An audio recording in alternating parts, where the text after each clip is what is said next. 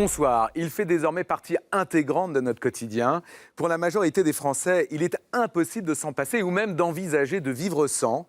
Je veux parler de Facebook. Facebook, le plus grand réseau social planétaire.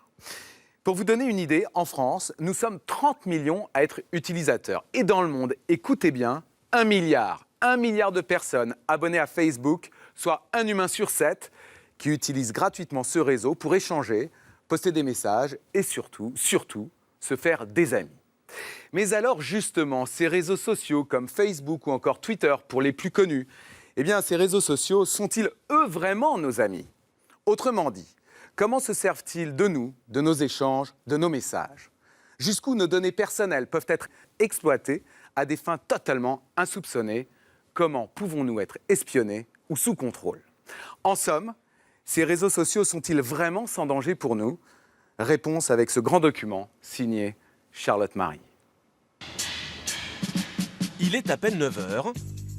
Dans son appartement parisien, au chaud sous la couette, Léna, 23 ans, ne peut s'empêcher de se connecter sur son compte Facebook avant même d'avaler son café.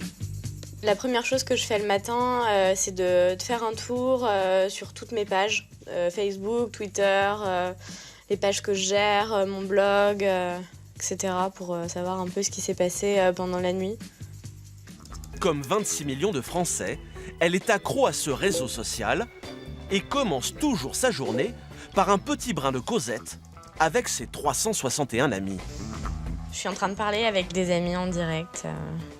Là, ils sont aussi sur leur ordi ou leurs iPhones et on est en train de se parler parce qu'on a décidé de se voir plus tard aujourd'hui. Facebook, c'est le réseau social le plus connu dans le monde. Mais aujourd'hui, il en existe des dizaines et il en apparaît de nouveaux en permanence. Vous allez voir que Léna les utilise toute la journée dans toutes ses activités. Par exemple, lorsqu'elle se rend dans l'un de ses endroits favoris, commerce ou restaurant, Léna utilise un autre réseau social. Salut! À peine salue-t-elle ses amis que Léna sort déjà son portable pour se connecter à Foursquare. Via son téléphone, elle partage avec tous ses contacts l'adresse de cet endroit qu'elle apprécie. Et en retour, ce réseau social lui permet également de connaître les bons plans et les bonnes adresses de ses amis.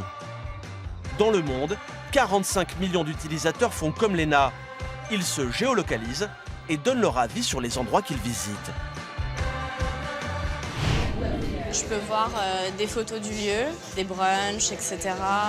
Je peux voir la liste de mes amis qui sont déjà venus ici, combien de fois, et puis je peux voir aussi les conseils. Et ce n'est pas fini. Lorsque Léna doit faire des emplettes, elle a encore besoin des réseaux sociaux. Entre un manteau d'hiver et une robe de soirée, son cœur balance. Alors pour se décider, elle va demander l'avis de ses amis sur Twitter. Comme près de 700 millions de personnes sur la planète, elle utilise ce réseau social comme une messagerie instantanée pour partager son humeur, des infos ou des photos. Je vais poster sur Twitter pour demander quelle tenue les gens préfèrent. Et en quelques secondes, Léna reçoit déjà des réponses. A priori, donc ce sera, comme j'avais dit, la robe noire. C'est ce que l'un de mes amis me suggère, que ce soit la robe. Merci. Sur le chemin du retour, la jeune femme n'a pas fini de sortir son téléphone de sa poche. Elle a repéré un message insolite sur un mur et souhaite le partager avec le monde entier. Cette fois, c'est sur Instagram que ça se passe. Un réseau social de partage de photos où Léna va publier son cliché. Au final, elle est sur Facebook, Twitter, Instagram, Foursquare, Google+, LinkedIn, Viadeo. Je suis vraiment addict et du coup, j'arrive absolument pas à imaginer ma vie sans. Mais ce que nous ignorons souvent, c'est que ces messages, ces humeurs, ces photos que nous publions toute la journée ont une valeur. Derrière ces réseaux se cache en réalité un gros business. Car les réseaux sociaux analysent, exploitent et rentabilisent nos données personnelles. Notre vie privée est devenue une mine d'or, le plus souvent à notre insu. Certains chiffres donnent le vertige. Toutes les 10 secondes sur Terre, 80 personnes découvrent Internet. 8000 se connectent à Facebook. 23 000 tweets sont envoyés toutes les 10 secondes. Lorsqu'il se passe un événement dans le monde, c'est sur les réseaux qu'on le retrouve.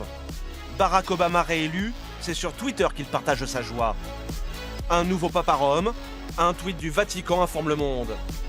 Les réseaux sociaux, la dernière folie du net, ils sont en train de conquérir la planète entière. Tous ces sites sont nés aux États-Unis, en Californie. Le premier à avoir remporté un succès planétaire, c'est Facebook. C'était il y a 10 ans, et au départ, c'est un jeune étudiant d'Harvard, Mark Zuckerberg, qui en a eu l'idée. Aujourd'hui, le site a réussi à rendre accro plus d'1 milliard d'internautes et affiche un chiffre d'affaires annuel de 8 milliards de dollars. Derrière lui, sont nés des dizaines d'autres réseaux sociaux qui transforment leurs inventeurs en milliardaires en quelques années. Tous les mois, de nouveaux réseaux apparaissent, bien décidés à se faire une place dans ce nouveau business. Alors, comment font-ils pour nous rendre accros à leur réseau? Quelle méthode utilisent-ils pour faire de l'argent avec nos données personnelles? Et si jamais je clique sur cette publicité, je suis invité à retourner sur le site marchand et à terminer ma commande.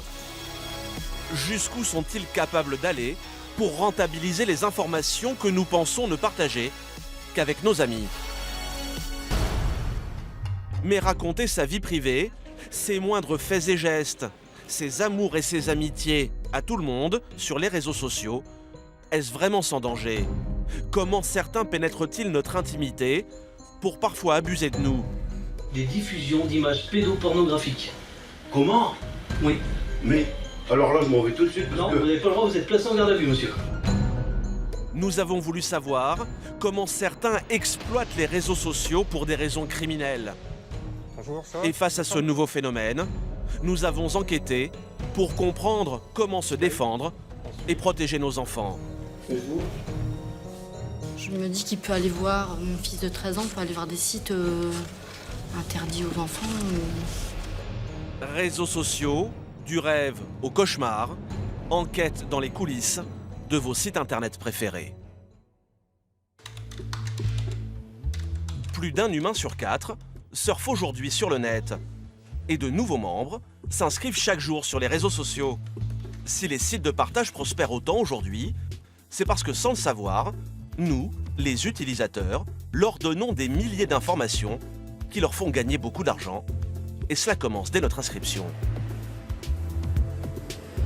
Au sud de Paris, cela fait maintenant plusieurs semaines que Sophie tente de convaincre sa voisine de la rejoindre sur un célèbre réseau social. L'objectif d'aujourd'hui, c'est de dire à Anne que Facebook, c'est pas mal. Bon, je suis pas depuis longtemps, mais je trouve ça quand même assez rigolo. Salut la miss. Hello.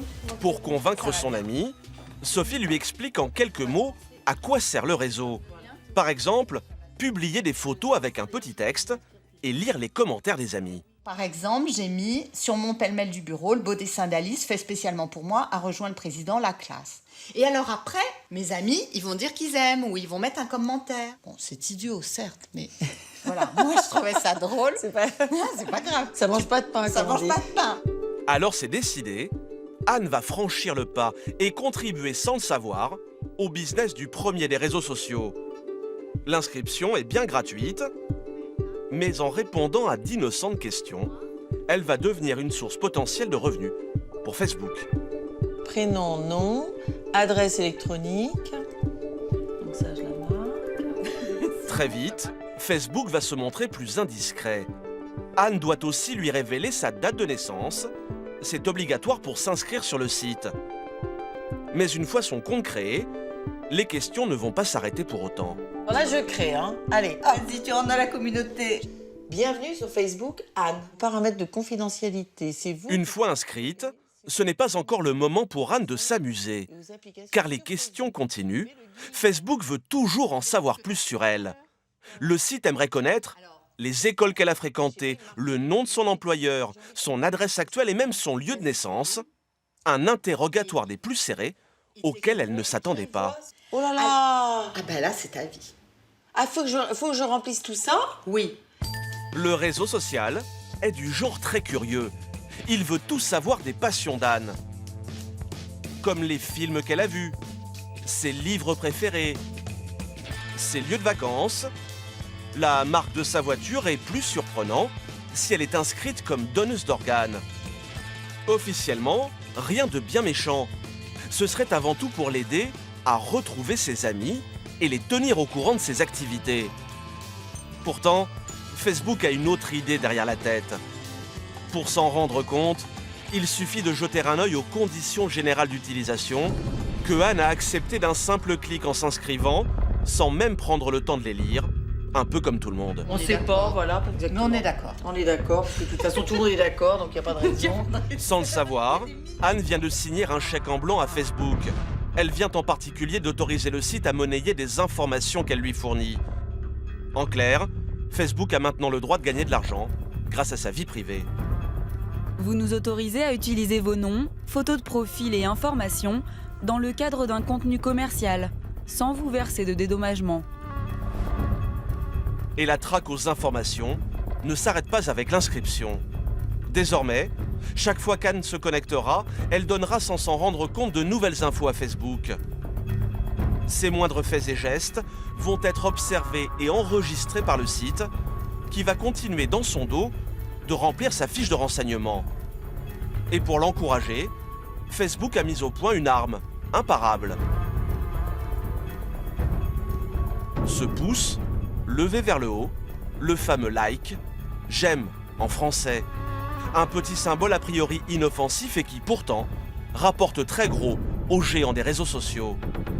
Chaque fois que vous aimez la page d'une marque, d'un artiste ou d'un sportif, Facebook l'enregistre et stocke méthodiquement vos préférences. Elles lui serviront plus tard. Mais où vont toutes ces données? Où sont-elles stockées? Et à quoi servent-elles? Eh bien, instantanément, toutes ces informations voyagent depuis nos ordinateurs et parcourent des milliers de kilomètres, pour la plupart du temps atterrir ici aux États-Unis, dans des hangars géants qui appartiennent à Facebook. On appelle cela des data centers, des centres de données, des kilomètres de disques durs ultra puissants, des mémoires géantes. Dans ces machines, nos données personnelles vont être analysées, triées et classées parmi les informations de centaines de millions de gens. Ces data centers ultra sécurisés contiennent les informations qu'1 milliard d'utilisateurs ont confiées à Facebook, un vrai trésor de guerre. Et celui qui veille jalousement sur ce fichier mondial, c'est le créateur du réseau, Mark Zuckerberg. Car ces informations, le jeune milliardaire américain les revend ensuite dans le monde entier. Des milliers d'entreprises en ont besoin pour leur business et elles sont prêtes à payer cher pour ça. L'homme peut vous dire merci. Son entreprise affiche un chiffre d'affaires de près de 8 milliards de dollars grâce à vous et à ce que vous lui confiez jour après jour. Souvenez-vous, les fameuses conditions générales d'utilisation de Facebook. En vous inscrivant, vous avez accepté que le site vende les informations qui vous concernent. Or, ces informations intéressent des gens qui sont prêts à payer pour savoir qui vous êtes, ce que vous aimez. Comme ça, ils sauront exactement quoi vous vendre. Pour en savoir plus sur la politique commerciale de Facebook, nous avons sollicité les représentants de l'entreprise en France qui n'ouvrent que très rarement leurs portes. Malgré nos nombreux emails, pas de réponse écrite, c'est par téléphone qu'ils refuseront nos demandes de tournage et d'interview. Alors pour y voir plus clair, nous sommes allés voir ceux qui, jour après jour, contribuent à faire grandir la fortune du site. À Paris, c'est une petite boutique qui n'aurait jamais connu un tel succès à l'époque du Minitel. Un business lancé grâce aux réseaux sociaux. À 28 ans, Alexis a lâché le monde de la finance pour se lancer dans la confection de cookies. Et ce soir-là, c'est déjà l'ouverture de sa deuxième boutique qu'il fête au champagne. Ah bah tout le monde est servi, super. Ça va? Salut. La forme? Très bien. Sympa d'être venu. C'est cool. Pour l'occasion, il a convié tous ses amis et ses meilleurs clients, histoire de trinquer à une réussite qu'il doit en bonne partie à Facebook. Un truc si tu veux. Les gars. Cheers au premier milliard. Car si en un an, Alexis a pu se faire un nom dans le monde de la pâtisserie. C'est grâce à un bon réseau d'amis, un ordinateur et au coup de pouce des réseaux sociaux. L'avantage des réseaux sociaux aujourd'hui, c'est que ça permet d'accélérer la connaissance d'une marque pour pas trop cher si on arrive à être malin dans sa communication. Et clairement, il y a 5 ou 10 ans, les entreprises qui se créent devaient avoir un budget bien plus conséquent que le nôtre pour arriver à avoir la même notoriété, même si la nôtre est encore toute petite.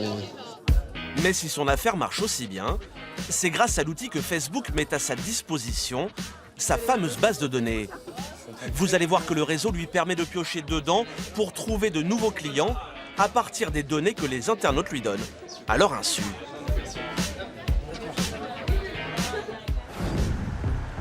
Le lendemain matin, nous retrouvons Alexis en pleine séance de pâtisserie, en train de tester une toute nouvelle recette de gâteau. Et ses cookies sitôt enfournés, il troque son tablier de pâtissier contre le costume d'un chef d'entreprise du 3e millénaire. Direction Facebook, d'où il s'apprête à lancer une vaste campagne de publicité. C'est comme cela qu'il déniche ses clients, en utilisant la base de données géante que Facebook met à sa disposition. Donc là, je crée une nouvelle campagne de publicité sur Facebook. Ce jour-là, Alexis a décidé de faire de la pub pour ses 2 boutiques. Dans quelques minutes, certains internautes pourront découvrir ce petit panneau publicitaire sur leur page Facebook. Et pas n'importe quel internaute. Le jeune homme va pouvoir sélectionner ceux qui verront sa pub parmi le milliard d'abonnés du site. Et la méthode proposée a de quoi surprendre. Ça, c'est l'étape cruciale. C'est le moment où on cible l'audience de la campagne de publicité. Cibler l'audience, cela veut dire qu'Alexis ne va s'adresser qu'à un type très précis d'abonnés, uniquement ceux qui ont une chance de devenir ses clients. Alors sur le site, il va faire ses courses et choisir ses cibles. Le jeune homme commence par déterminer un pays, la France, mais surtout la ville où résident les abonnés Facebook qu'il a dans sa ligne de mire. Ce sera Paris et les communes alentours. Pas utile d'aller voir plus loin. Comme aujourd'hui, mes boutiques sont uniquement à Paris et qu'on ne livre, on fait beaucoup de ventes à distance, mais qu'à Paris. Voilà, je ne suis pas très intéressé par le fait qu'un Lyonnais ou un Bordelais entende parler de la fabrique Cookie, pour le moment en tout cas. Ensuite, Alexis va pouvoir choisir l'âge de ses cibles. Il ne veut que des majeurs. Mais s'il le voulait, il pourrait être encore plus difficile, car Facebook propose des dizaines de critères différents. Alexis pourrait par exemple choisir de ne s'adresser qu'à des célibataires, des hommes ou des femmes, des couples mariés, des passionnés de lecture, de jardinage, de cuisine ou de bricolage. Grâce à ce programme, Alexis peut donc s'adresser directement aux personnes qui l'intéressent le plus. Et si Facebook connaît aussi bien son monde, c'est parce que ce sont les usagers eux-mêmes qui lui ont fourni toutes ces informations. Souvenez-vous d'Anne, quand elle s'est inscrite, elle aussi a dévoilé son âge, sa ville, sa formation, son employeur. Elle a nourri la base de données dans laquelle Alexis est en train de faire son marché. Une fois tous ces critères sélectionnés, il ne reste plus à Alexis qu'à choisir la durée de sa campagne et le budget qu'il est prêt à dépenser pour faire sa pub. Je rentre un budget de $200. $200, moins de 150 €, voilà le budget choisi par Alexis. Pour ce prix-là, son affiche sera présente sur Facebook pendant 1 mois. Facebook casse les prix du marché pour séduire les annonceurs. Car si Alexis avait voulu s'offrir une campagne de pub de cette envergure, dans la presse écrite par exemple, cela lui aurait coûté plus de 2000 €. Pour $200, évidemment, aucune presse papier, aucune télé, aucune radio ne s'intéresse à une entreprise qui est capable qui souhaite dépenser $200. Donc le seul moyen qu'on a aujourd'hui avec un si petit budget, c'est de faire de la publicité sur les réseaux sociaux ou sur Google. Mais clairement, non, je ne peux pas m'attaquer aux médias traditionnels avec un budget aussi faible. Autre avantage offert par Facebook, à la fin de sa campagne, le site va fournir à Alexis des statistiques très précises. En 1 mois, Facebook lui assure que 70 000 membres ont vu son encart publicitaire au moins 3 fois. Et parmi eux, Alexis aura même récolté 610 nouveaux adhérents sur sa page. Aujourd'hui, plus d'1 million d'annonceurs dans le monde payent Facebook pour faire la promotion ciblée de leurs produits. Et Facebook développe chaque jour de nouvelles technologies pour en apprendre toujours plus sur les cibles, c'est-à-dire sur nous. Vous allez voir que le site a même trouvé le moyen de suivre nos faits et gestes sur Internet, même lorsque nous ne sommes pas connectés à Facebook. Nous sommes désormais espionnés en permanence.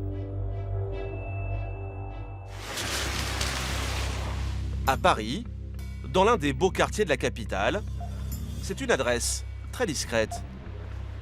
Celle d'un immeuble où l'on ne pénètre qu'en montrant patte blanche. Il faut dire qu'au dernier étage se cache une entreprise de pointe, 6e étage, dont les secrets valent de l'or. La mission de ses salariés, vous espionner dès que vous vous connectez sur le net. Enregistrez vos moindres faits et gestes pour tout savoir de vous. Leurs clients, de grandes marques comme Spartoo, McDonald's ou encore EasyJet, prêtent à dépenser beaucoup d'argent pour savoir tout ce que vous faites en ligne afin de vous attirer vers leurs produits. Sébastien, ingénieur en informatique, a développé avec ses équipes une technique redoutable pour vous faire consommer. On appelle ça de la publicité ciblée. Il a accepté de nous faire une petite démonstration en se mettant dans la peau d'un internaute. Comme des milliers de Français chaque jour, il surfe sur le net et finit par se retrouver sur ce site marchand. Donc là, je vais sur un site pour chercher une paire de chaussures pour femmes. Sébastien flâne sur le site, puis clique sur un produit qui lui a tapé dans l'œil, cette paire d'escarpins. Mais il ne va pas aller plus loin et surtout ne va rien acheter. Je fais un peu du lèche-vitrine sur le site marchand, mais je ne conclus pas mon achat. Comme 9 internautes sur 10, Sébastien s'est contenté de regarder mais n'a rien acheté. Ensuite, il va se connecter pour la première fois de la journée sur son réseau social préféré et là, une petite surprise l'attend sur sa page, en haut à droite. Et je vais retrouver dans mon Facebook une publicité personnalisée qui me montre la paire d'escarpins que je viens de voir. Comme par magie, une publicité pour le fameux escarpin l'a suivi jusque sur Facebook. Elle n'attend plus qu'une chose, qu'il se décide enfin à cliquer dessus pour passer à la caisse. Et si jamais je clique sur cette publicité, je suis invité à retourner sur le site marchand et à terminer ma commande. Une publicité qui vous suit de page en page jusqu'à ce que vous craquiez. Cela n'a rien de magique. Si Sébastien et ses équipes savent très bien quel type de produit vous intéresse, c'est parce qu'ils vous suivent pas à pas lors de vos activités en ligne. Rien ne leur échappe, grâce à une petite armée d'espions qui travaillent pour eux au quotidien. Et voilà comment ça marche. Lorsque vous allez par exemple sur le site du marchand d'escarpins, vous ne le savez pas, mais il va déposer dans votre ordinateur ce petit espion qui va retenir des informations essentielles, comme le type de chaussures que vous avez vu, sa taille, son prix et la date de votre visite, même si vous n'achetez rien. Cet espion, voilà à quoi il ressemble en vrai. Une petite ligne de code composée de chiffres et de lettres, créée par Sébastien et ses équipes pour le compte du marchand de chaussures. C'est ce qu'on appelle un cookie. Lorsque plus tard, vous irez sur votre page Facebook, le cookie délivrera l'information au réseau social. Et en retour, votre page Facebook vous affichera le produit que vous avez repéré sous la forme d'une publicité. Seule une vingtaine d'entreprises dans le monde sont capables de prévoir à l'avance les publicités qui retiendront votre attention et de les restituer sur vos réseaux sociaux. Sébastien et ses troupes ont travaillé des années sur des formules mathématiques très complexes et leurs techniques sont jalousement gardées. Il y a une très forte composante technologique dans notre système et bien évidemment d'autres sociétés seraient très contentes de pouvoir bénéficier de notre technologie et de nos algorithmes pour leurs propres besoins. La publicité, c'est ce qui fait tourner Internet. Mark Zuckerberg l'a bien compris. Cette géante base de données que nous lui fournissons fait le bonheur des publicitaires et rapporte aujourd'hui au patron de Facebook près de 8 milliards de dollars de chiffre d'affaires. Seulement voilà, faire du business avec les données personnelles des utilisateurs commence à agacer.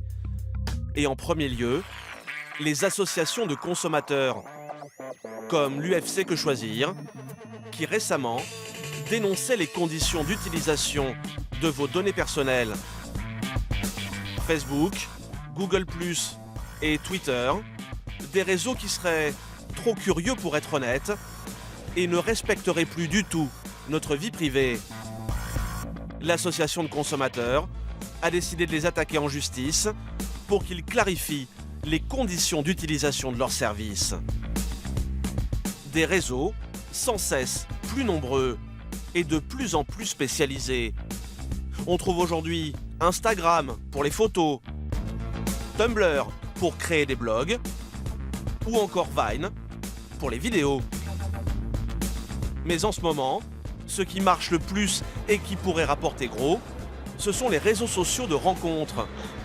Car les jeunes raffolent de cette drague 2.0, un concept qui peut rendre millionnaires ses créateurs.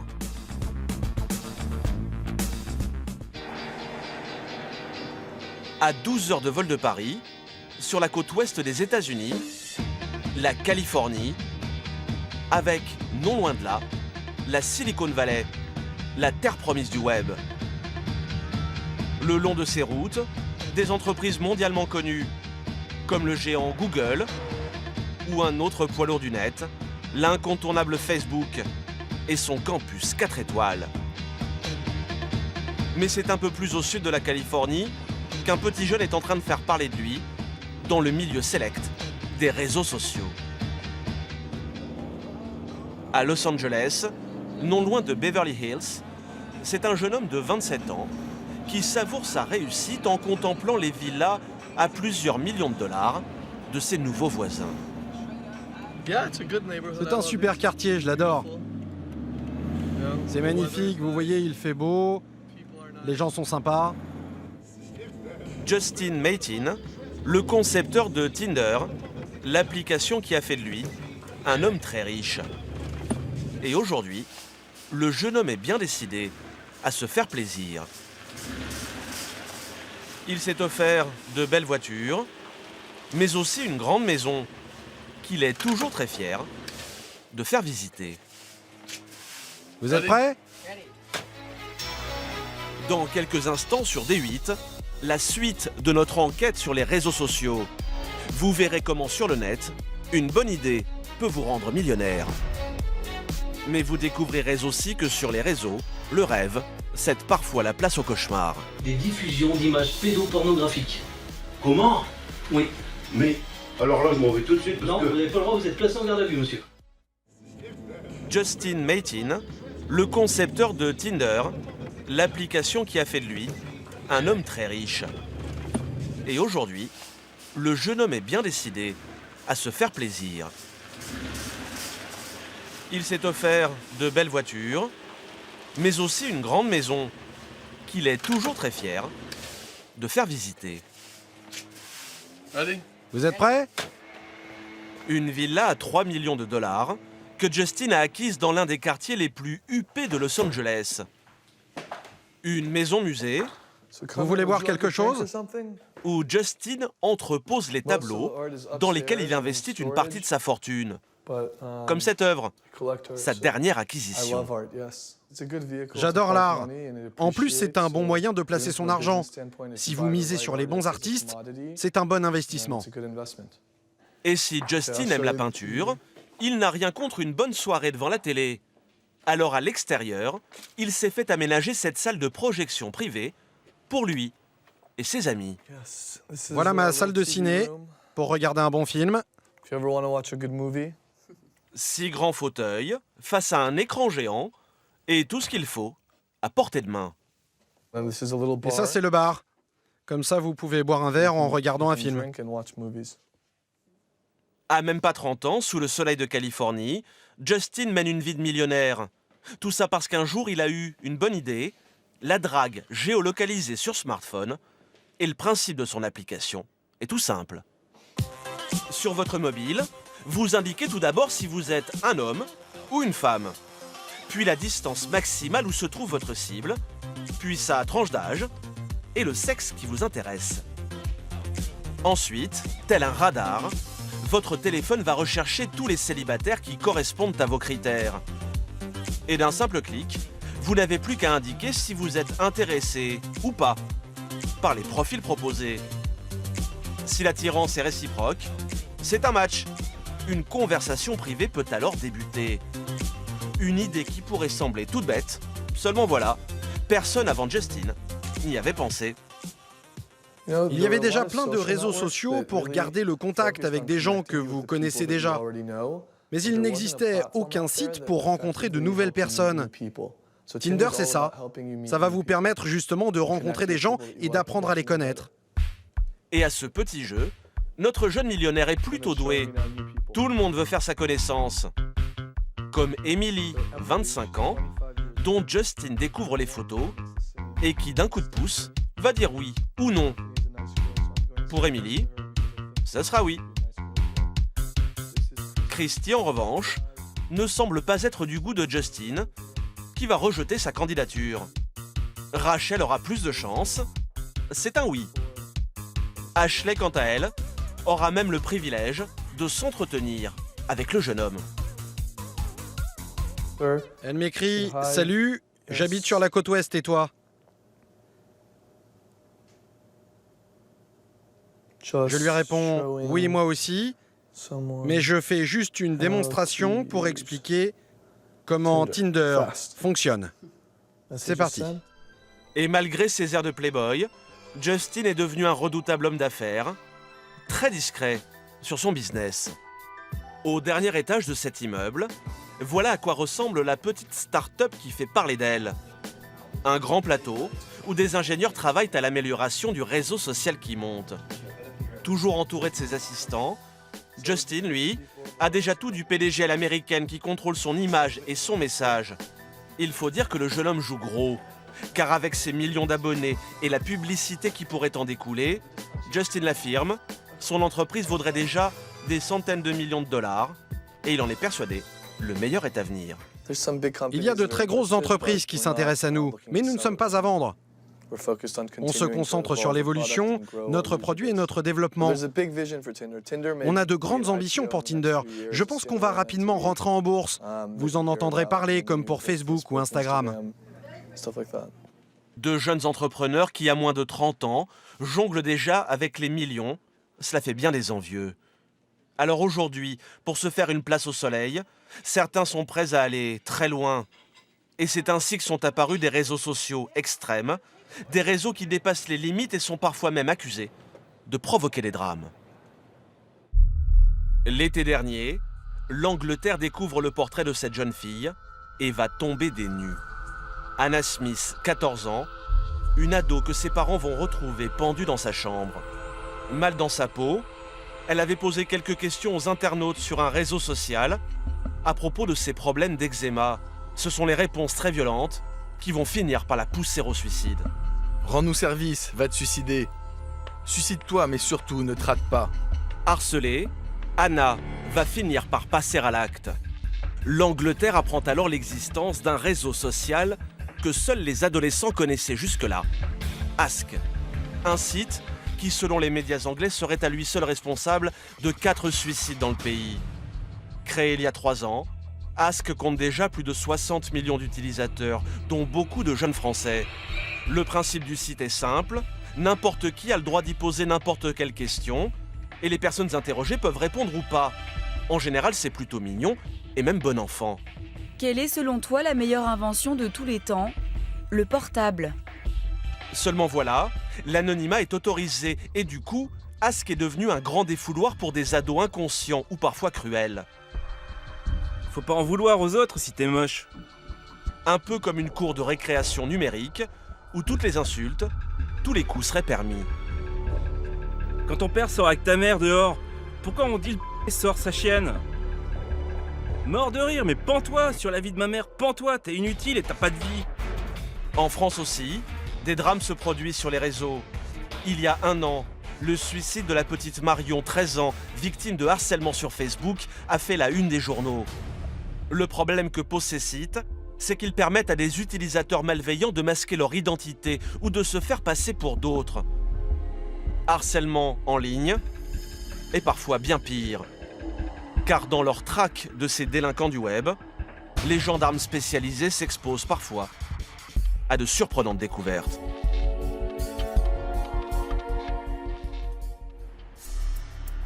À la gendarmerie de Villeneuve-d'Ascq, dans le nord de la France, une unité de recherche très spéciale travaille dans l'ombre pour stopper le crime sur Internet.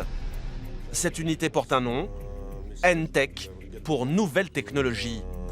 Ils sont environ 200 à en faire partie et leur principal terrain d'enquête, c'est précisément les réseaux sociaux. Là, on a les numéros de téléphone. Il n'y avait que les numéros de téléphone. Oui, Ce jour-là, c'est un petit peu étonnant. Ouais. le major Franck et son coéquipier Davy sont sur une toute nouvelle affaire. Un prédateur aurait sévi sur un réseau français très populaire. Skyblog, un site très prisé des adolescents. 21 millions d'abonnés y possèdent un blog où ils partagent messages, photos et états d'âme. Ce qui plaît le plus aux jeunes, c'est la messagerie instantanée sur laquelle ils peuvent discuter avec les autres membres du site. Le problème, c'est qu'ici aussi, on peut s'exprimer anonymement. Alors, se croyant intouchable, un homme aurait diffusé sur le site des images choquantes. Comme on peut voir, ça concerne des faits de pédophilie ou corruption de mineurs qui ont été signalés sur la plateforme gouvernementale. Des images de pédophilie circulant sur un réseau social pour ados, une affaire potentiellement très grave. Le site a alerté cette plateforme gouvernementale destinée à lutter contre les abus commis sur Internet. Les gendarmes ont pu récupérer la conversation entre le pédophile présumé et un adolescent à qui il venait d'envoyer des photos. Tu as reçu une image, souhaites-tu l'ouvrir? La réponse est pourquoi tu m'envoies ça? Cette photo envoyée sur le réseau met en scène de jeunes mineurs, garçons et filles, nus sur un canapé. L'amateur de pédopornographie affirme sur le site que le garçon sur la photo, c'est lui. Le délinquant prétexte qu'il s'agit de lui en photo. Son interlocuteur ne le croit pas, à juste titre. Le site a gardé une copie de cet échange et enregistré des informations qui vont se révéler déterminantes. Il y en a quoi sur le gars? Alors, je vais regarder, effectivement. On a son pseudo. On a un pseudo. Son adresse IP. Et l'élément le plus important, c'est l'adresse IP du pédophile présumé, c'est-à-dire sa signature électronique. Chaque ligne internet a la sienne, elle correspond à une adresse physique, alors les gendarmes n'ont plus qu'à remonter la piste s'ils veulent mettre la main sur l'ordinateur de leur suspect. À nous à retrouver chez lui, soit ces images, ce qui viendrait conforter les éléments de ce dossier, soit d'autres, parce qu'a priori, et j'imagine bien qu'il n'en a pas que deux, quoi. Les NTech du Nord connaissent l'adresse du pédophile présumé et n'ont plus qu'à convoquer la personne à la gendarmerie. Ils vérifieront aussi le contenu de son ordinateur et l'enquête pourrait être rapidement bouclée. Mais en réalité, l'affaire leur réserve quelques surprises. Le lendemain, l'homme mis en cause a répondu à la convocation des gendarmes. Il ignore encore pourquoi les enquêteurs lui ont demandé de venir. Il s'agit d'un père de famille, d'une quarantaine d'années, sans antécédents judiciaires, un homme a priori insoupçonnable. Mais asseyez-vous. Merci. Et le père de famille s'apprête à passer un moment difficile. Donc, monsieur, je vous ai fait venir pour des choses graves. Car le gendarme ne va pas y aller par quatre chemins. Réfléchis, je vais t'en réfléchir. Voilà. Donc voilà, donc on a reçu un dossier de Paris. De Paris? De Paris? Ouais. De Paris, mettant en cause votre ligne internet. Internet. Pour des diffusions d'images pédopornographiques. Comment? Oui. Mais, alors là, je m'en vais tout de suite parce non, que... vous n'avez pas le droit, vous êtes placé en garde à vue, monsieur. En garde à vue pour des photos pornographiques? Pédopornographiques. Pédo, ça veut dire quoi ça? Des enfants. Des enfants? Ouais. Ah alors là, non. Alors, là, donc? Non, mais alors là... Non, mais c'est... Non, mais là, je peux même pas y... Face aux accusations, le suspect semble tomber des nues et nie tout en bloc. Alors pour le confondre, les gendarmes vont aller chercher les preuves à son domicile, dans son ordinateur. Et pour cela, ils ont besoin de l'expertise des gendarmes spécialisés, Franck et Davy. C'est bon pour toi, Davy? Pour intervenir, les N-Tech emmènent avec eux un arsenal un peu particulier. Ici, pas de gilet pare-balles et encore moins de pistolets, leurs armes à eux sont d'un tout autre genre. Des câbles, soit de téléphone, ou alors aussi disque dur pour stocker. Ils emportent également quelques logiciels spécialisés. A priori, aucun ordinateur ne peut leur résister. Des limiers du net qui protègent les jeunes internautes qui en disent trop sur les réseaux. Nos enfants, nous également, on a tendance à mettre sur ces réseaux tout ce que l'on fait, toutes nos passions, nos centres d'intérêt, et sans forcément avoir les bonnes pratiques parce qu'on ne protège pas forcément ces données personnelles. Vous allez laisser transparaître parmi tous ces réseaux sociaux des données qui peuvent être utilisées par des prédateurs. Franck et Davy vont réaliser une perquisition d'un genre particulier. Ils ne vont pas fouiller la maison, ils vont fouiller la mémoire de l'ordinateur et les comptes internet du suspect, en sa présence, comme le veut la loi. Puisque le suspect nie, ils ont besoin de trouver des preuves, sinon leur accusation ne tiendra pas. Première étape, les réseaux, à commencer par Facebook, le plus connu. Souvent, les prédateurs sexuels s'inventent une identité pour berner leurs victimes. En général, ils se font passer pour de jeunes ados. Mais ici, ce n'est pas le cas. Je regarde le profil. Ça ne présente pas d'ambiguïté puisque l'image de monsieur est bien la sienne. Il n'y a pas de doute à avoir sur l'âge. Il est bien identifié comme quelqu'un de marié. Et puis on regarde le type de conversation, voir si on ne détecte pas une conversation avec une mineure, avec des propositions tendancieuses par exemple. Le profil que l'homme utilise sur Facebook est authentique. Rien à lui reprocher de ce côté-là.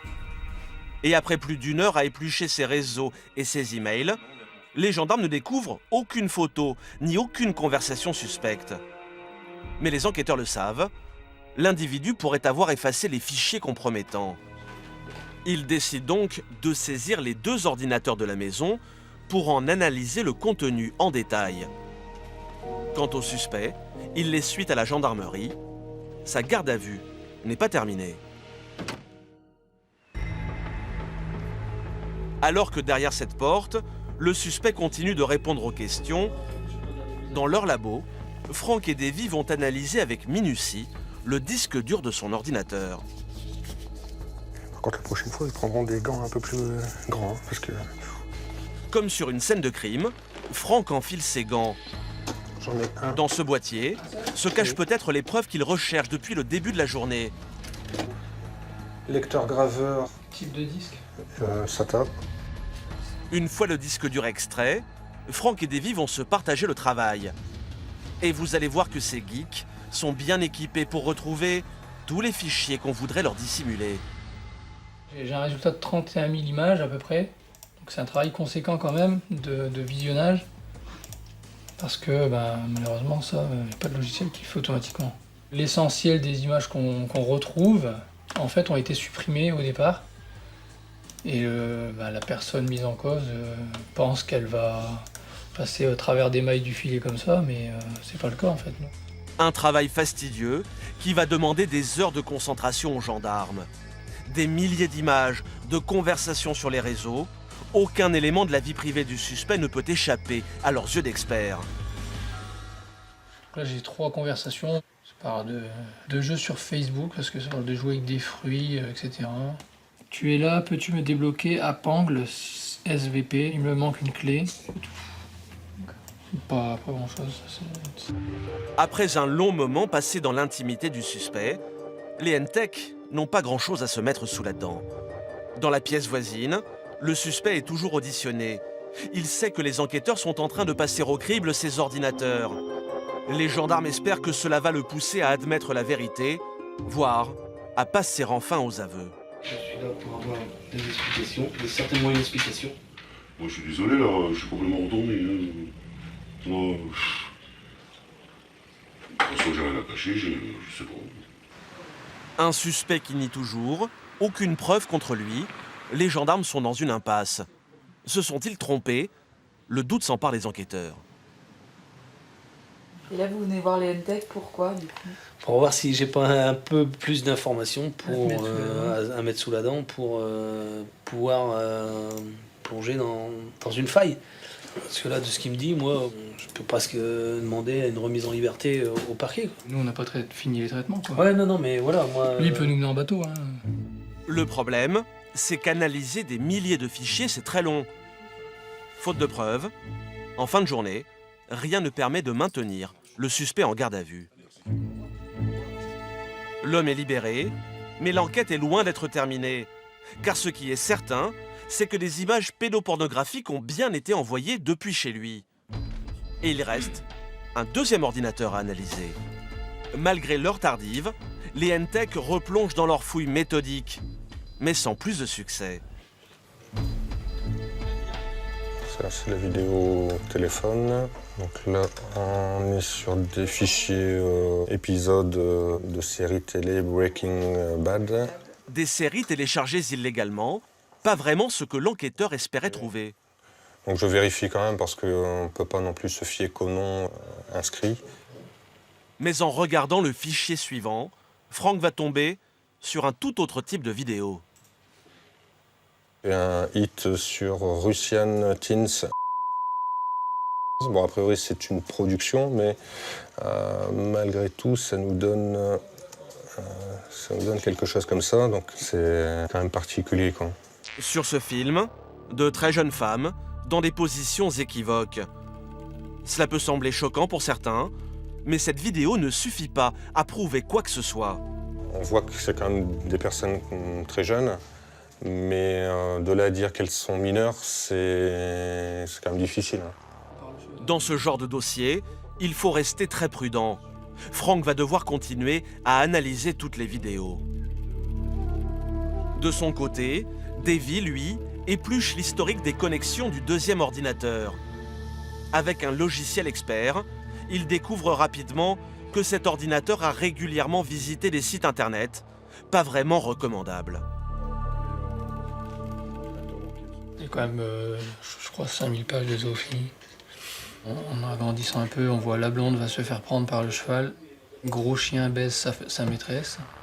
Des sites internet consacrés à la zoophilie, mais également des traces de contact avec d'autres internautes sur le fameux site qui a donné l'alerte.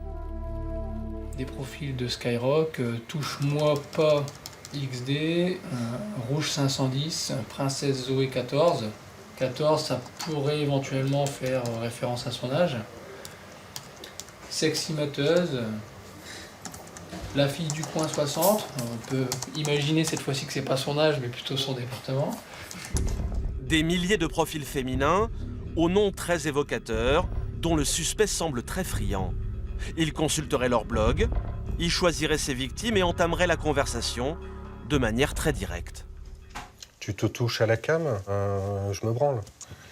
On est quand même dans du langage cru. C'est pas qu'une fois. Hein.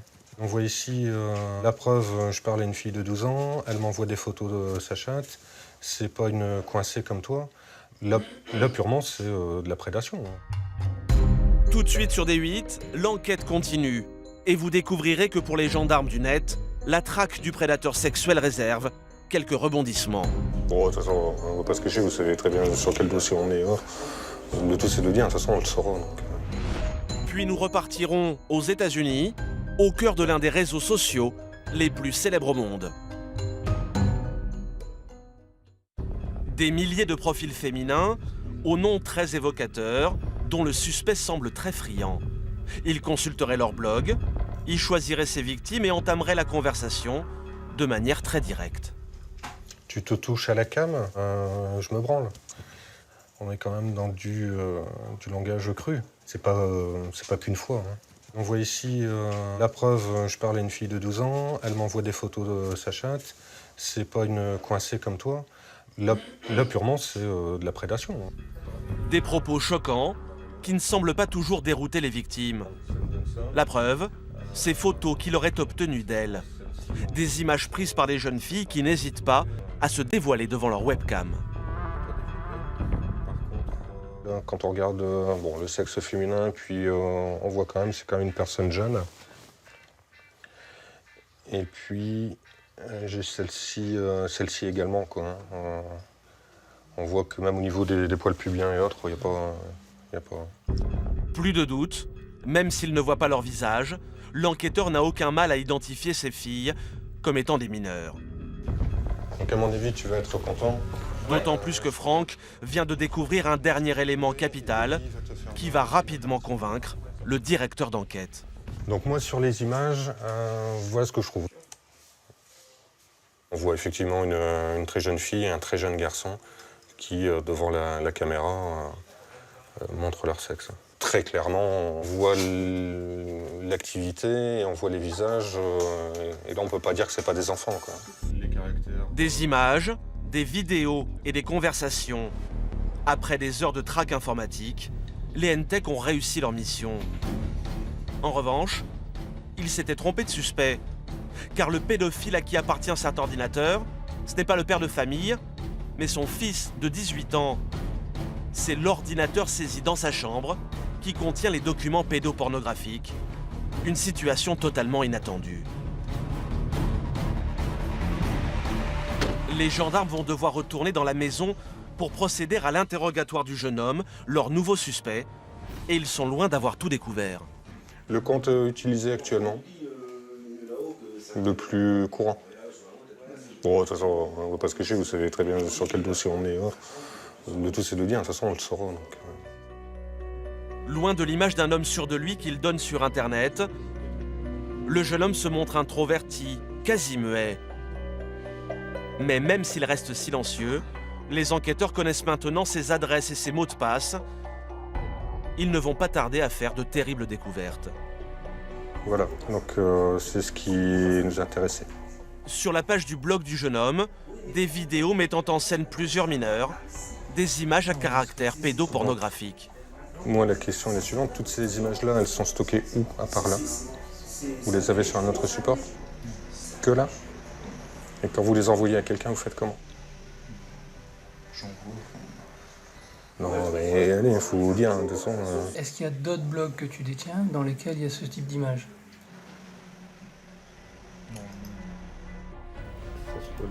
Le suspect n'en dira pas plus. Un jeune adulte d'à peine 18 ans, incapable de prendre conscience de la portée de ses actes. Sa mère, en revanche, est sous le choc, sonnée par cette facette de son fils qu'elle vient de découvrir. On n'aurait jamais cru que ça aurait pu arriver, quoi, un truc comme ça.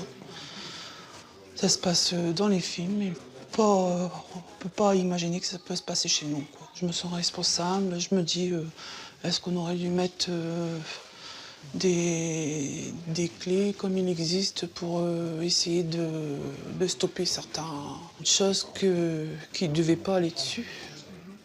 Pour diffusion et détention d'images à caractère pédopornographique, le jeune homme risquait une peine pouvant aller jusqu'à 5 ans d'emprisonnement. Mais vu l'absence d'antécédents et son jeune âge, la justice a opté pour des soins thérapeutiques. Avec la multiplication des réseaux sociaux, les délinquants sexuels sévissent sur Internet.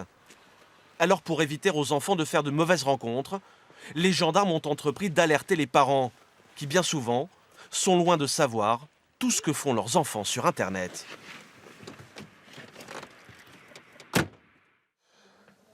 Donc, bonjour à toutes et à tous. Merci d'être venus. L'occasion de cette petite soirée... Ce soir-là, Franck et son collègue ont organisé une rencontre avec des parents d'élèves dans un collège du Nord.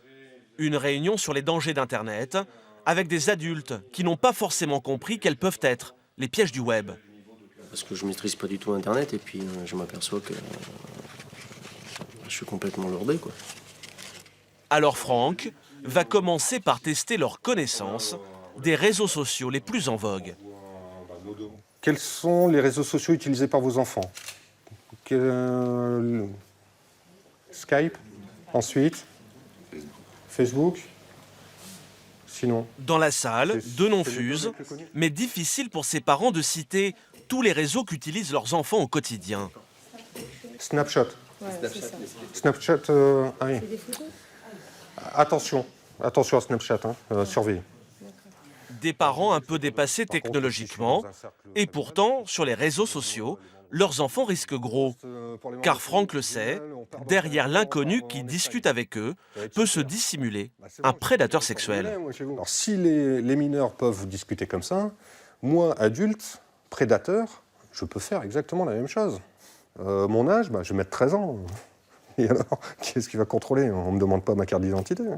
On ne me voit pas, je ne mets pas d'empreinte, rien du tout.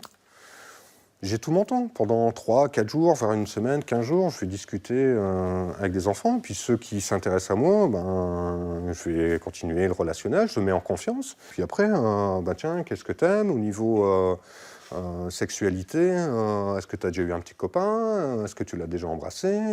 Ici, là. Et puis on y va jusqu'à t'as une webcam? Je voudrais bien te voir, et ainsi de suite. Effet garanti sur les parents qui réalisent qu'ils vont devoir bien plus surveiller les activités de leurs enfants sur le net. Maintenant, c'est sûr que ce qui peut être questionnant, c'est le nombre d'amis. Quand on voit 200, 250 amis, on se dit, est-ce que c'est... Elle en a beaucoup, votre enfant a beaucoup d'amis? Je pense que ça doit être dans les 200, enfin je sais pas, il faudrait que je vérifie. Je trouve effectivement que ça fait beaucoup et je pense pas que les 200 soient des gens qu'elle connaisse. Oui, c'est ça, c'est des amis, d'amis. Donc faire attention. Ça à surveiller. Ouais. Avec ce que j'ai entendu ce soir, c'est vrai que ça fait un petit peu réfléchir. C'est-à-dire je vais peut-être être plus vigilante, encore plus, quoi.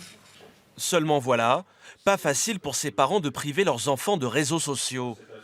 Hervé Barré, le proviseur adjoint, le sait bien. Un ado sans réseau peut vite se retrouver exclu. Le problème avec Facebook, c'est que c'est aussi un facteur d'intégration. C'est-à-dire qu'il y a une grande différence entre le CM2 et la 6e. Quand on arrive en 6e, si on n'a pas de Facebook, ne pas avoir Facebook, c'est difficile de s'intégrer si on n'a pas Facebook. Parce qu'il y a plein de choses qui se passent le soir sur Facebook. Donc c'est difficile. On ne peut pas condamner les parents qui laissent leurs enfants aller sur Facebook, mais je pense qu'il faut juste le faire avec du contrôle. Et Franck a la solution pour ses parents. Ne pas interdire, mais surveiller en ne laissant jamais les enfants seuls sur les réseaux. Je dirais qu'une des meilleures solutions, c'est effectivement éviter que l'ordinateur soit dans la chambre, c'est déjà une très bonne chose. Et plus vous pouvez inculquer ça à votre enfant, plus il est jeune, mieux c'est, mieux il l'acceptera. Aujourd'hui, on estime qu'un mineur sur deux s'est déjà connecté à un réseau social. Du coup, pour éviter les drames, la gendarmerie a lancé un vaste programme de sensibilisation des enfants aux dangers des réseaux, le permis Internet. Mais pour protéger ces jeunes utilisateurs, certains sont prêts à aller encore plus loin, quitte à s'attaquer directement aux réseaux sociaux, au cœur de leur empire, en Californie.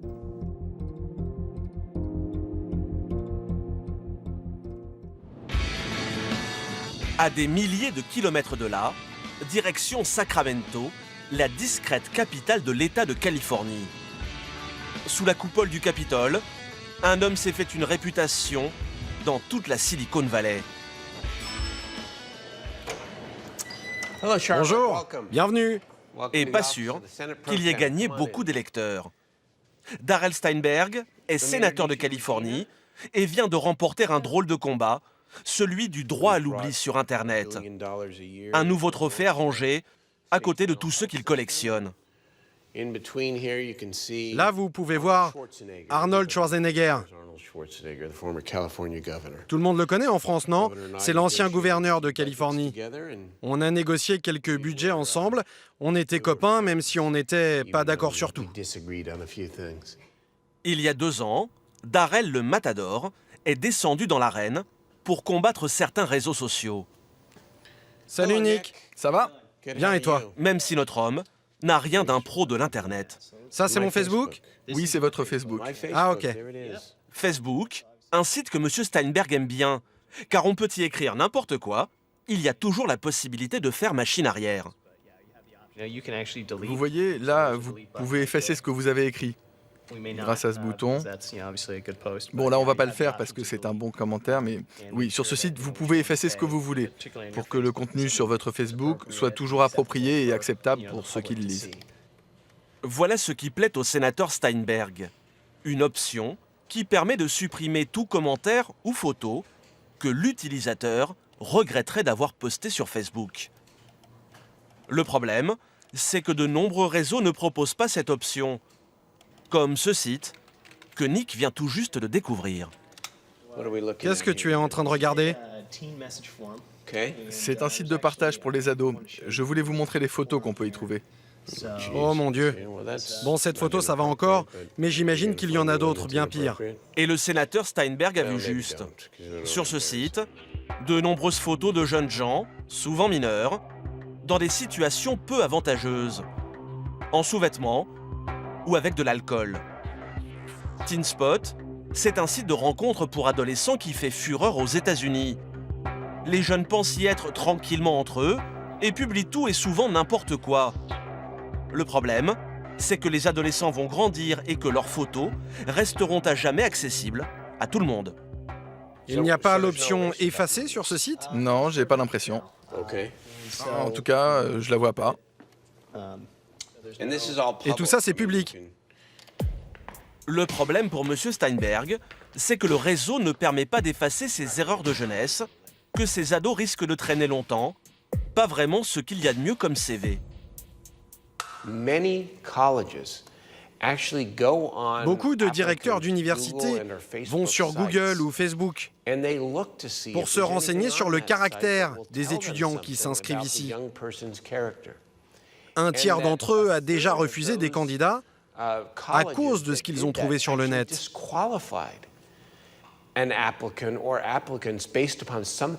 Et les employeurs font la même chose. Alors Darrell Steinberg, papa de 2 ados, a décidé de passer à l'action.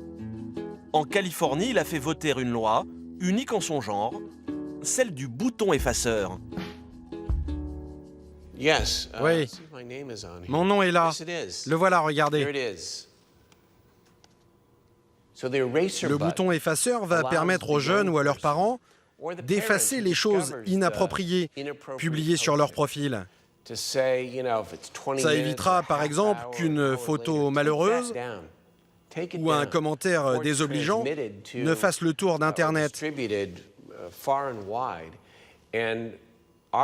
Notre loi dit que le site Internet doit proposer cette option très clairement, que ce soit très facile à faire. Un simple clic pour faire disparaître les casseroles qu'un ado pourrait traîner toute sa vie. Voilà ce que permettra la loi du sénateur Steinberg aux jeunes Américains d'ici 1 an. Des officiels qui tentent comme ils le peuvent d'encadrer les réseaux sociaux. Mais pour éviter que les ados ne fassent des choses qu'ils pourraient regretter toute leur vie, certains ont décidé de prendre le problème à la racine, en donnant dès le berceau des formations aux enfants, plutôt surprenantes. Non loin de la Silicon Valley et des géants du net, c'est une petite école qui prépare ses élèves à affronter un avenir dans lequel les réseaux seront tout-puissants. À Santa Clara, dans l'école Catherine Hughes, c'est l'heure de la récré pour une centaine de petits élèves de moins de 10 ans. Aller voir jouer au ballon ou engloutir leur goûter, ils ressemblent à n'importe quel autre élève. Et pourtant, dès la récréation terminée, c'est dans des classes du futur qu'ils repartent assister à des cours high-tech. Grâce à des donateurs privés, la petite école de Santa Clara a pu investir 360 000 € dans du matériel informatique. Ici, disparus cahiers et ardoises. C'est avec des ordinateurs que ces élèves de 8 ans apprennent les mathématiques. Depuis leur plus jeune âge, clavier, écran et souris n'ont plus de secret pour ces petits Américains. Du coup, beaucoup ont déjà fait leur premier pas sur Internet et fréquenté les réseaux sociaux. Pour leur éviter de faire de mauvaises rencontres ou de publier trop de bêtises, ils ont maintenant droit à des cours un peu particuliers.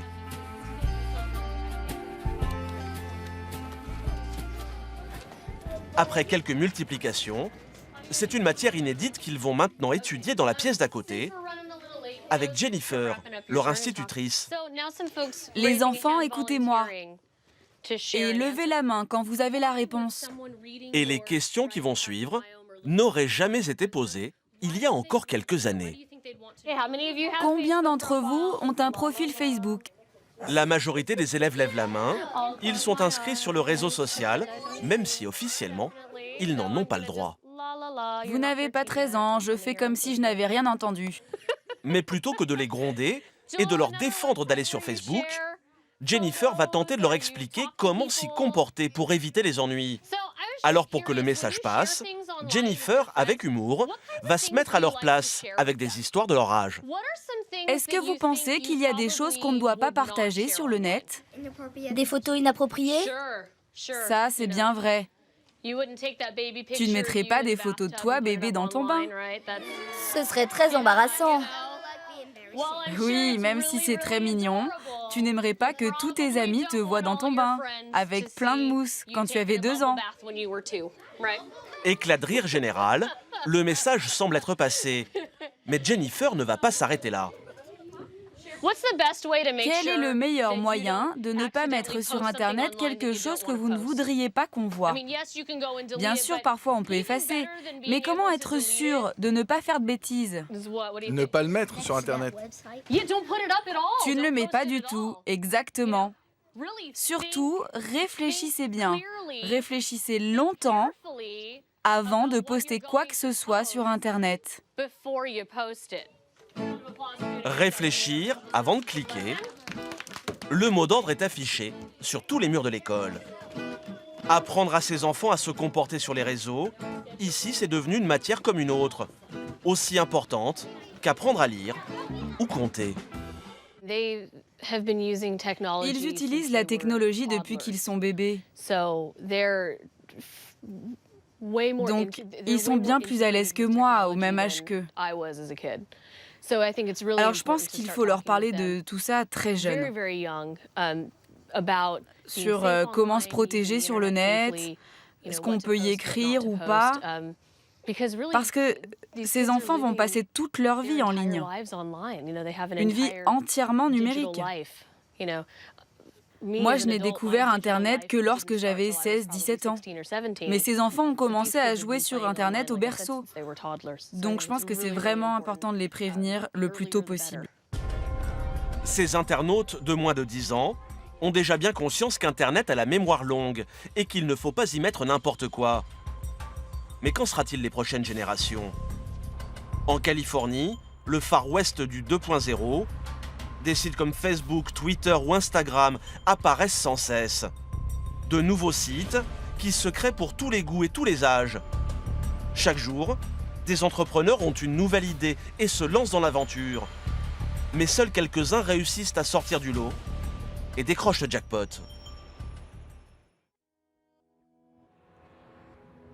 À San Francisco, le soleil vient de se lever. C'est une nouvelle journée qui commence au royaume des réseaux sociaux. Ici, chaque année, des milliers d'ingénieurs du monde entier viennent tenter leur chance. Et l'un d'entre eux a vite réussi à se faire un nom. Dans le quartier branché de la ville, c'est l'heure de partir au travail pour Michael, 25 ans. Cela fait 2 ans que cet ingénieur né au Havre vit au cœur de San Francisco. Là, c'est la chambre. C'est un peu le bazar, donc il va falloir m'excuser un peu. Michael est une vedette montante des réseaux sociaux. Et ce qui a lancé sa carrière, c'est son travail sur l'un des sites de partage de vidéos les plus visités au monde. Voilà, ça c'était YouTube avant. Ah, quelle horreur. Quand vous consultez une vidéo sur YouTube, vous ne vous en doutez pas, mais c'est Michael et son équipe qui ont conçu la nouvelle interface.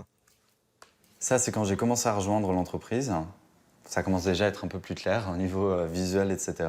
Et cette présentation-là, c'est le second redesign massif du site. Quand on regarde le site aujourd'hui, je suis responsable de beaucoup de choses, même si je ne travaille plus chez eux. Donner un coup de jeune à YouTube, rien de tel pour se bâtir une réputation éclair dans la Silicon Valley. Et aujourd'hui, c'est le réseau social qui monte, qui a fait appel à son talent. Cela fait 5 ans que Michael vit aux États-Unis. À 20 ans, son diplôme d'informatique en poche, il quitte la France en emportant quelques habitudes avec lui. À la française, ils ont des croissants qui sont quand même assez bons. Donc j'hésite pas et je les emmène souvent au taf en fait. Malgré son petit sourire et ses allures de touriste, Michael sait qu'il a la pression, car l'entreprise qu'il a recrutée est une start-up à la croissance fulgurante. Pinterest. En moins d'1 an, ce site est devenu le 3e réseau social le plus fréquenté des États-Unis. Son nom, Pinterest, pourrait se traduire par « épingler ses centres d'intérêt », car c'est un site de partage d'images et de bons plans sur la toile. Sur son profil, un utilisateur peut épingler les images de tout ce qui lui plaît sur Internet. Comme par exemple, les chaussures qu'il rêverait de s'acheter, de bonnes idées de recettes, ou encore les voyages qu'il aimerait faire. Pour réunir ses trouvailles sur son profil, il lui suffit d'aller sur le net, comme par exemple sur un site de déco. Si une lampe plaît à l'abonné, il n'a plus qu'à l'ajouter à sa page perso en cliquant sur ce petit bouton rouge, le Pin It. L'image va alors se retrouver directement sur son profil. Quand l'abonné retournera sur Pinterest, la lampe qui l'a fait flasher sera bien rangée sur sa page. Plus besoin de retourner sur le site. Il y a encore 4 ans, Pinterest n'existait pas. Aujourd'hui, plus de 60 millions de personnes l'utilisent et l'entreprise pèse près de 4 milliards de dollars. À 2 pas du géant Twitter, en plein San Francisco, voici donc le siège gigantesque de cette nouvelle entreprise du net. C'est ici que travaille Michael, notre informaticien. Il est 9h. Bonjour. Et dès qu'il passe les portes de l'entreprise, c'est dans un monde a priori merveilleux qu'il prend place. Une ambiance de travail à l'américaine, dans le plus pur esprit start-up.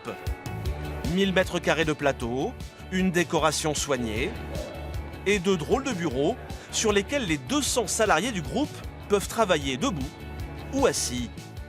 Michael est ce qu'on appelle un codeur. C'est lui qui programme le site internet du réseau social. Mais le jeune homme ne va pas tout de suite se mettre devant son ordinateur. Car souvent, la première chose à faire le matin, salut les gars, c'est de participer à une réunion plutôt inhabituelle. Pas question de rester vautré sur les canapés. Les réunions se tiennent toujours debout. Allez, au boulot. Un bon moyen pour gagner en efficacité. C'est plus court comme ça. Si on s'asseyait, ça durait trop longtemps. Oui, le but de ces réunions debout, c'est qu'elles soient très courtes pour aller très vite à l'essentiel. Comme on est debout, on n'est pas très à l'aise. Ça évite que ça dure trop longtemps. Lors de cet échange, Michael et ses collègues vont devoir chacun leur tour expliquer aux autres où ils en sont de leur projet. Allez, parlons un peu de ce qu'on a fait cette semaine. Ok, moi j'ai corrigé des bugs sans m'arrêter. Et nos informaticiens semblent très contents d'eux-mêmes. J'ai travaillé les performances du site, mais je dois encore améliorer sa vitesse. Mais le grand héros du matin, cela semble être Michael, le français de l'équipe. Ça y est, j'ai lancé le Japon. Pendant que Michael est à plein régime sur le lancement du site au Japon, d'autres travaillent au développement du reste de l'Asie, de l'Europe et de l'Amérique latine. Le site internet poursuit sa conquête du monde. À la tête de cette petite armée, cet homme, l'un des 3 fondateurs du site. Avec sa barbe hirsute et sa tenue décontractée, on a du mal à croire qu'Evan Sharp est un patron à succès. Il a bien voulu nous consacrer 1 heure de son temps afin de nous expliquer les secrets de sa réussite. Il y a 6 ans, alors étudiant à New York, il rencontre ses 2 futurs coéquipiers, Ben Silverman et Paul Sciarra. Tous 3 férus de collections en tout genre, les 3 copains s'amusent à créer un petit site internet qui permettait de partager leur passion entre amis. L'ébauche de Pinterest. Mais ce n'est qu'un simple passe-temps. Ben Silverman va faire ses premiers pas dans le monde de l'Internet chez le géant Google. Evan, son diplôme d'architecte en poche, va rejoindre la Silicon Valley. Il vient d'être embauché dans une jeune entreprise très prometteuse, Facebook. Chacun de leur côté, ils apprendront les rouages des géants des réseaux sociaux avant de se lancer dans l'aventure. J'étais chargé de dessiner l'interface du site. À l'époque, la boîte était plus petite, il y avait moins d'utilisateurs. Je m'occupais de construire des profils, des gadgets. J'ai appris beaucoup de choses sur comment diriger une compagnie, comment faire lorsqu'elle grandit. Et aujourd'hui, je sais ce qu'il faut faire ou ne pas faire lorsqu'on touche un très grand nombre d'utilisateurs. Evan va démissionner pour rejoindre ses 2 amis et fonder Pinterest. Il marche maintenant dans les traces de son ancien patron, Mark Zuckerberg. On pense vraiment qu'un jour, on sera capable de convaincre des milliards d'utilisateurs et qu'on leur permettra d'améliorer leur style de vie. C'est vraiment la mission de notre entreprise. Le concept des 3 jeunes hommes va vite cartonner. En à peine 4 ans, Pinterest est devenu le 3e réseau social le plus fréquenté aux États-Unis. Du coup, les investisseurs se bousculent et ont injecté dans l'entreprise près de 4 milliards de dollars.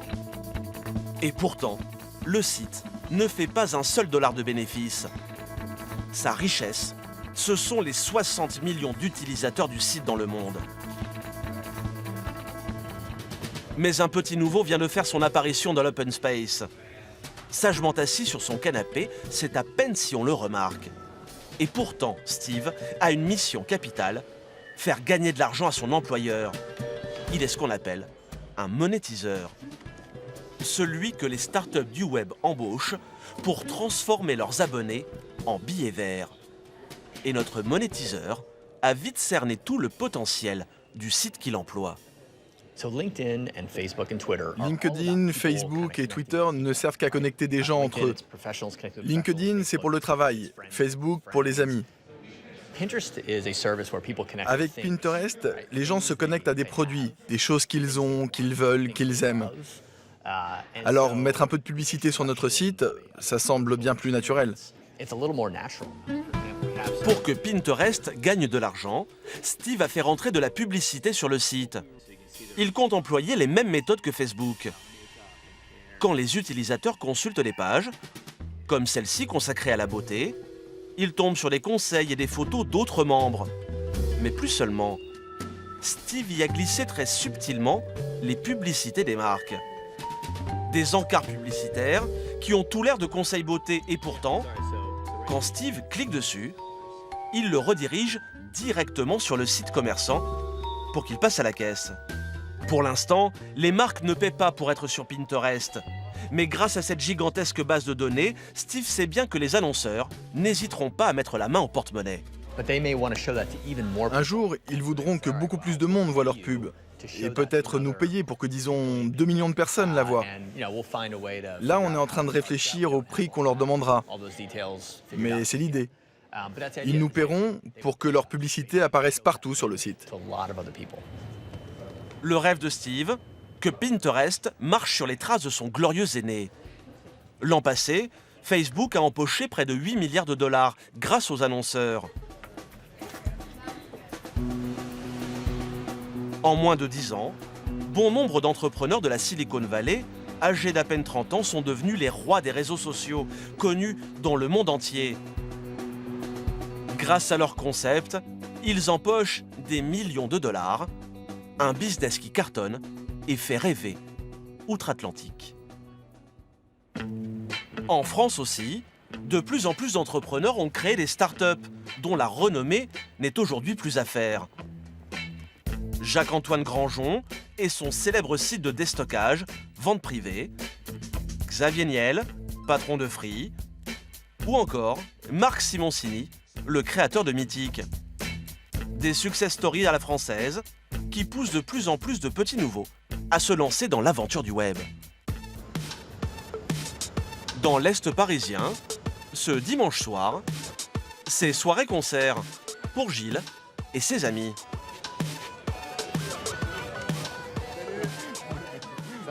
Ce petit café, c'est le rendez-vous des musiciens du quartier et de leur public de mélomanes. La musique, la grande passion de Guy, Loïc, Gilles et Adrien, qui n'a pas résisté à l'envie de se mêler aux musiciens pour jouer les airs du moment. En 2011, les 4 amis ont eux aussi décidé de monter leur petit groupe. Oh Adrien, viens voir. On a pris une vidéo de toi en train de jouer. Mais pas question pour eux de composer le tube de l'année. Leur rêve, c'est de lancer le réseau social qui les rendra célèbres. Et 3 ans plus tard, leur petite aventure sur le web s'est peu à peu transformée en un vrai business. Bon bah cheers. On est bien là, on est à 13 000 membres là, plus 13 000 sur janvier. Des membres par milliers, il faut dire que ces 4 garçons dans le vent ont peut-être trouvé l'idée qui va faire de leur réseau social le prochain géant de l'Internet. Le lendemain matin, c'est dans la Silicon Valley parisienne que nous retrouvons Gilles. Loin de la démesure californienne, c'est ici qu'une quinzaine de startups françaises tentent de pousser. Là-bas, je crois qu'il y a une boîte de jeux vidéo. Et là-haut, c'est OnPrint, qui est une boîte dans l'impression, impression et édition numérique également. Pour Gilles et ses amis, ce n'est pas encore le grand luxe, comme chez les poids lourds américains de l'Internet. Pour le moment, leur réseau social tient dans un bureau de 20 mètres carrés. On est là. Où les 5 créateurs du site travaillent. Salut les gars. Ça va? Pour lancer leur réseau social, il leur a suffi d'une connexion Internet, de quelques ordinateurs et surtout d'une bonne idée.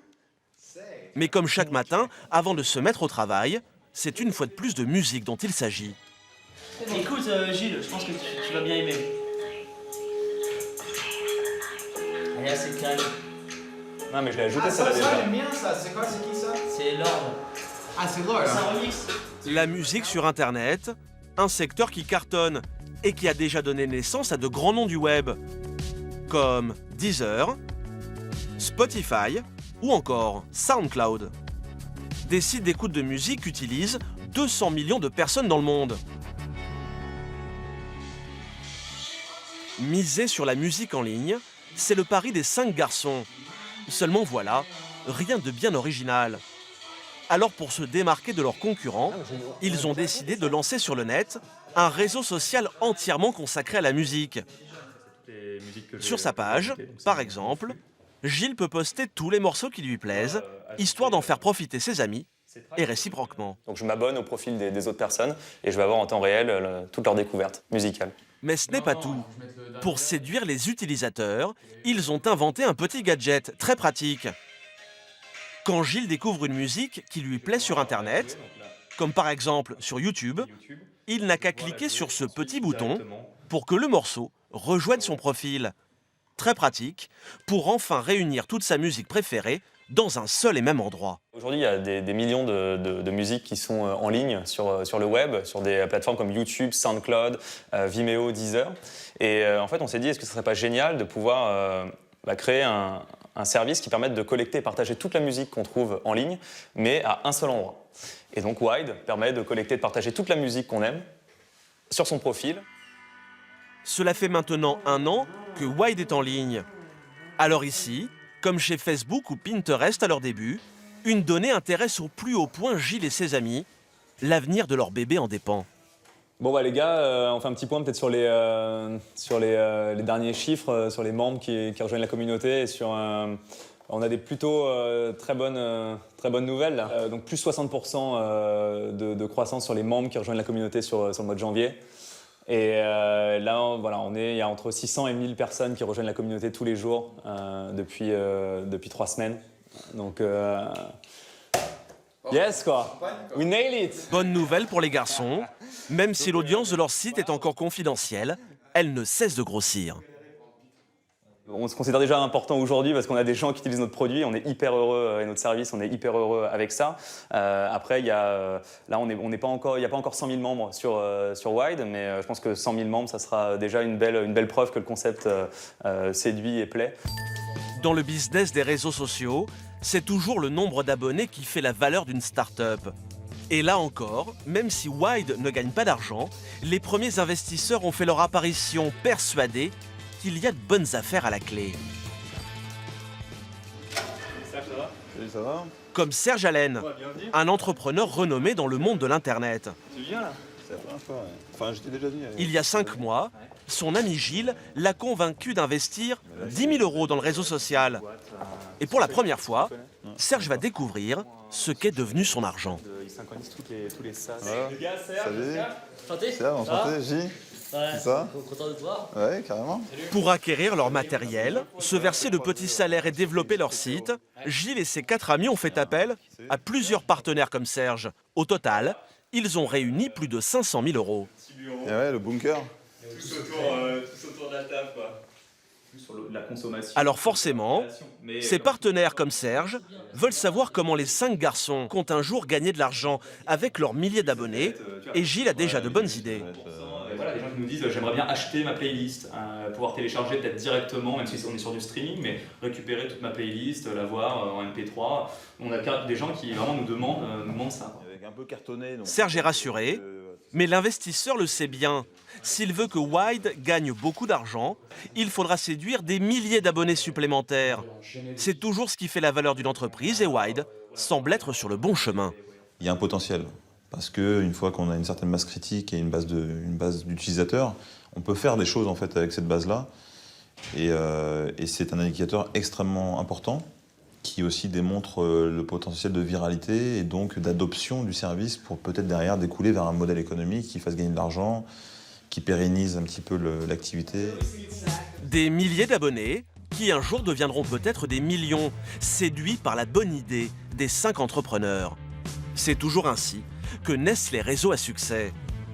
Gilles et ses amis ambitionnent déjà de s'installer dans la Silicon Valley, sur les traces des vedettes du web. Et pourquoi pas devenir un jour leurs voisins, dans un quartier où elles sont chaque jour de plus en plus nombreuses.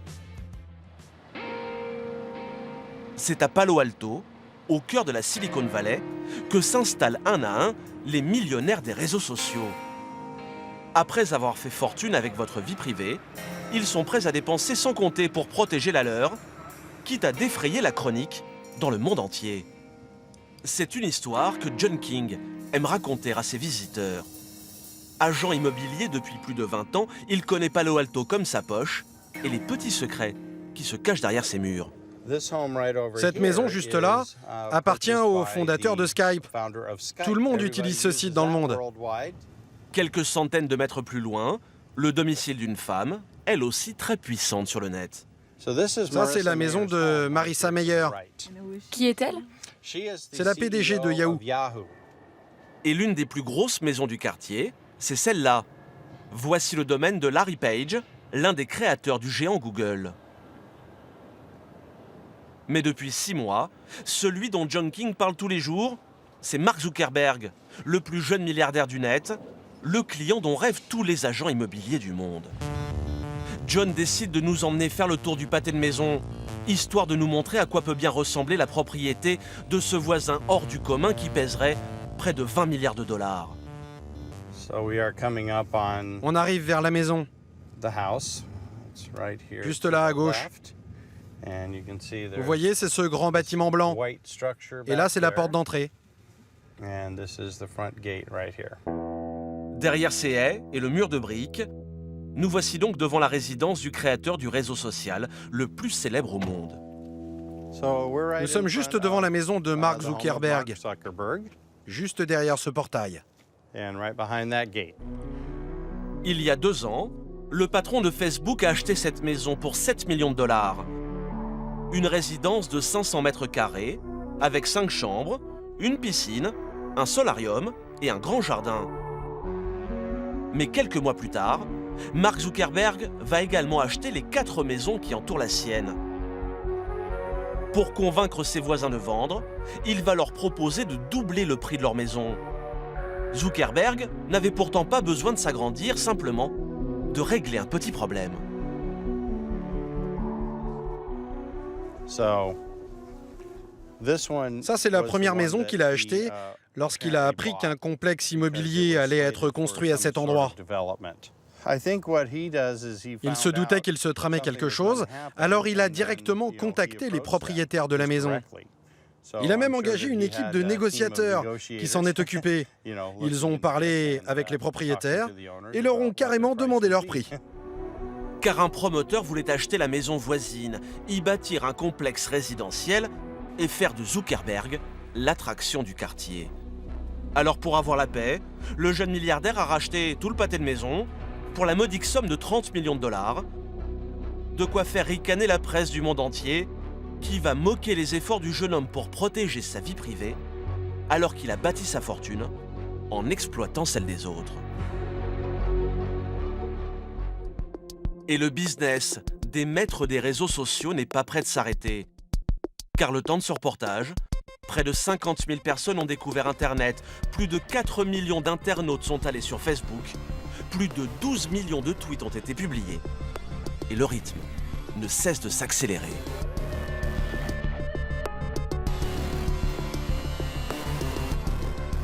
Voilà pour ce reportage consacré aux réseaux sociaux. Cette émission est maintenant terminée. Nous l'avons préparée avec Thierry Hornet, Aurore Belser, Dorothée Cochard, ainsi que les équipes de Cartel Presse. Bonsoir et bonne semaine.